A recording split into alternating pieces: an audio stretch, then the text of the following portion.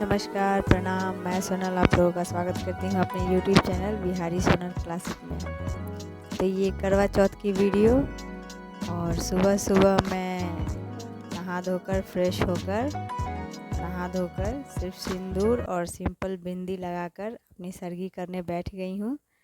मैं नहीं चाहती कि बहुत लेट हो जाए, तो अपने अनुसार जितना तेज़ी में हो सका मैंने किया। और सरगी में 1 कप चाय और 2 स्पॉन्ज, 1 छेना की मिठाई ही ली। ज़्यादा हैवी उतना सुबह सुबह खाने का मन नहीं करता है फ्रेंड। पता नहीं कैसे किसने ये रिवाज बनाई, लेकिन बिना सरगी के कोई फास्टिंग नहीं किया जाता है। तो बस वो एक नियम है जो कर देते हैं। उतना सुबह सुबह तो मुझे नहीं लगता किसी भी औरतों को पसंद आता होगा। और उसके बाद सुबह 7 बजे मैं अपने काम में बिजी हो गई। ये मेरी अलमारी, बिस्तर ठीक किया। उसके बाद अलमारी को देखा तो पूरा एकदम कबाड़ जैसा था। बाद में उसको ठीक करी, और थोड़ा बिस्तर साफ़ करने के बाद रात को पहनने वाली कपड़े, ज्वेलरी वगैरह निकाल के मैं साइड में रख रही थी, ताकि बाद में हड़बड़ाहट नहीं हो।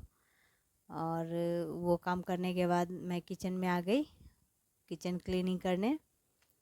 अब चूँकि त्यौहार है तो सारे बर्तन जो जूठे हैं उसको भी धोने हैं, और जो साफ़ सुथरे हैं उसको भी एक आध बार हाथ फेर ही देना है, क्योंकि त्यौहार वाले बर्तन हैं, त्यौहार वाला दिन है, प्रसाद भोग बनना है, तो थोड़ी सफाई अच्छे से करना चाहिए। और हम तो करते ही हैं। और यहाँ बर्तन मेरा धुल गया है, तो कपड़ा हम थोड़ा मार दे रहे हैं अपने स्लैब पे। और स्लैब पे जो ईंटें रखे हुए थे, हम इसको खिड़की से थोड़ा सा अड़ाए हुए हैं कि चूहों का जो आगमन हो रहा है वैसा कुछ न रहे। जब से ईंट मैं रखी हुई हूँ तब से चूहा नहीं आ रहे हैं, और मुझे ये देसी जुगाड़ पसंद आया। और बाकी देखूँगी, जब उससे बेटर हो सके तो और भी अच्छी जुगाड़ करूँगी, लेकिन तब तक तो मुझे इसी से काम चलानी पड़ रही थी। और कपड़ा मारने के बाद स्लैब साफ़ हो गया है, तो अब प्रसाद मैं जितने भी हैं उसको धो रही हूँ, क्योंकि बिना धोए तो प्रसाद नहीं चढ़ेगा। पूजनीय सामान है तो सबको धो धा के साइड में सुखाने के लिए रख दी हुई हूँ। मिठाई को अपने मिठाई वाले डब्बा से निकाल के एक लंच बॉक्स में रख दे रही हूँ, ताकि चींटियाँ नहीं लगे। और इधर जितने भी पूजे वाले सामग्री थी, करवा, कलसा, दिया, इन सबों को मैं धो कर एक बार सभी को एक बास्केट में रख रही हूँ। और अभी सुबह में ही धो कर के रख देने से क्या है कि शाम तक में ये सब सूख जाएंगे, तो ईज़िली हम इससे काम कर पाएंगे। और धोने से एक बार सब शुद्ध हो गया। तो हमारी माएँ जो हैं बचपन में ऐसे ही किया करती थीं।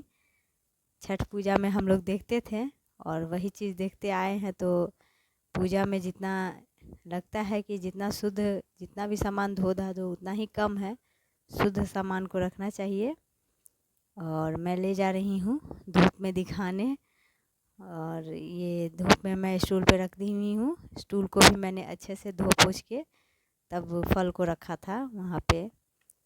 अभिषेक का बिस्तर साफ़ की, घर में झाड़ू लगाई, और दिन तो बस ऐसे ही कट जाता है। भूख प्यास थोड़ी भी नहीं समझ में आई, क्योंकि काम में जब बिजी हो जाइएगा ना तो भूख आपको दूर दूर तक नहीं लगेगा। आपका समय जब आप खाली बैठ के इंतज़ार कीजिएगा ना, तो लगेगा कि हाँ, समय को कैसे काटा जाए। लेकिन जब खुद को एकदम बिजी रखिएगा तो समय बहुत ही जल्दी कट जाता है। और सुबह माता रानी की चुनरी मैंने धो रखी थी, तो सारे काम को हो जाने के बाद मैं अपना नहाई धोवाई और खुद की भी सफाई थोड़ी बहुत कर ली। नहाने के बाद मैंने ये रेड कलर की साड़ी पहनी थी, जो मेरे सर जी को बहुत पसंद आई। और उसके बाद मैं भोग प्रसाद पर लग गई, भोग प्रसाद बनाने में लग गई। खस्ता और पिड़िकिया बनता है। कितने लोग पिड़िकिया को गुजिया भी कहते हैं। तो ये मैदा, उसमें हल्का मोयन डाल के और किशमिश, गरी और चीनी को फुला करके और मैदा में अच्छा से मिक्स करके और बहुत ज़्यादा मिलाया जाता है। इसमें जो है जितना मिलाएंगे उतना ही इसका क्वांटिटी जो है कढ़ाई में अच्छे से पकेगा और बढ़ेगा। तो सिर्फ मैदा लग रहा था हमको, सूजी कम लग रहा था। मैदा और सूजी दोनों को मिक्स करके ही खस्ता बनाया जाता है। तो वो हम दोनों को मिक्स कर दिए और उसके बाद किशमिश, इलायची, गरी और चीनी जो है फुलाने के लिए रखे हुए थे, क्योंकि सीधा सीधा चीनी डालने पे वो कढ़ाई में दिखने लगेगी और पाक जैसा बनने लगता है। इसलिए थोड़ा सा चीनी को फुला देने पे चीनी जो है अच्छा से मेल्ट हो जाती है उसमें। ये चीज़ मेरी मम्मी ने हमको सिखाया है और ये हम करते आ रहे हैं। यहाँ कढ़ाई मेरी गर्म होगी, उतने देर में हम खस्ता जो है वो ठोक लेंगे। खस्ता को ठोका जाता है, पकाया तो नहीं जाता है। और हमारा खस्ता वाला जो उसको फ्रेम कहते हैं, सांच, खस्ता वाला सांच जो है नहीं अभी, घर पे रखा हुआ था लेकिन हम यूज़ नहीं करते ज़्यादातर। तो इसलिए हम ऐसे ही सिंपल ही, वो डिज़ाइन देती है, ज़्यादा कुछ उसका काम नहीं होता है। तो सिंपल भी हम ठोक लिए और इसको बोलते हैं खस्ता ठोकना। तो ठोकने के बाद कढ़ाई में डालते गए और कम आंच पे, कम भी नहीं, धीमे आंच पे, ना ज़्यादा तेज़ ना ज़्यादा स्लो, मीडियम आंच पे, और बढ़िया से उसको पकने दिए। क्योंकि अंदर में भी उसका पकना चाहिए, इसलिए आंच जो है वो ज़्यादा तेज़ रहेगा तो सिर्फ बाहर बाहर जल जाएगा, अंदर से नहीं पक पाएगा। तो ना ज़्यादा स्लो, और स्लो रहेगा तो फिर बहुत ज़्यादा टाइम लग जाएगा। और मीडियम आंच पे रहेगा तो वो अंदर से भी पकेगा। इसलिए उसको हम बढ़िया से फ्राई करके निकाल लिए और यहाँ तैयारी किए हम अपना पिड़किया के लिए।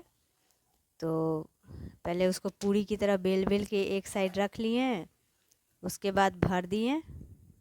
तब तक अभी हम तैयारी ही किए थे, तब तक मेरे सर जी आ गए और वो मेरा हेल्प करने लगे, छानने लगे। उतनी देर में मैंने पूजा की सारी तैयारियां कर ली। फूल माला वगैरह गूँथनी थी, तो फूल माला मैं गूँथने में लग गई और उतने देर में ये अपना मेरा हेल्प किए। काफ़ी सारा पिड़किया छान चुके थे। शाम हो गई, पूजा करने बैठ गई। तो फ्रेंड्स, जब हस्बैंड के लंबी उम्र के लिए ये पूजा हो रही है, तो पूरे विधि विधान से मुझे जितना आया उतना मैंने किया। और पूजा करने का तरीका मैंने यूट्यूब से ही सीखा है। तो बहुत ही विधि विधान करने वाली तो मैंने देखा एग्जैक्ट इतना तरीका से करती हैं। तो मुझे जितना समझ में आया मैंने उतना ही अकॉर्डिंग पूजा किया। और जो छूटा उटा हो तो वो करवा माता मुझे माफ़ कर दे। मैंने बाद में प्रणाम करके क्षमा भी मांगा, अगर पूजा पाठ के विधि में कुछ कमी रह गई हो या फिर कुछ भूल चूक हो गया होगा तो करवा माता हमको माफ़ करे। ऐसा कहते हुए लास्ट में हम प्रणाम किए देवी देवता लोग को। और शिव गौरी पार्वती और शिव जी का भी पूजन किया जाता है इस पूजा में। और सारी पूजा ख़त्म हो जाने के बाद हवन किया जाता है, तो छोटा सा आहूत हवन जैसा कर लिए। और पूजा में ये भी एक रस्म है, करवा फेरा जाता है। तो दोनों हाथों से करवा फेर रहे थे और इसमें ये कहा जाता है, हे करवा माँ करवा लो करवा दो, करवा लो करवा दो। इस तरह से कहते हुए 3 फेरे में इसको फेरे हम, और बढ़िया से अच्छे से पूरे सच्चे मन से करवा माता को याद करते हुए पूजा किए। और यहाँ पे आस्था वाली बातों में सारी साइंस, पढ़ाई लिखाई सब फेल हो जाती है।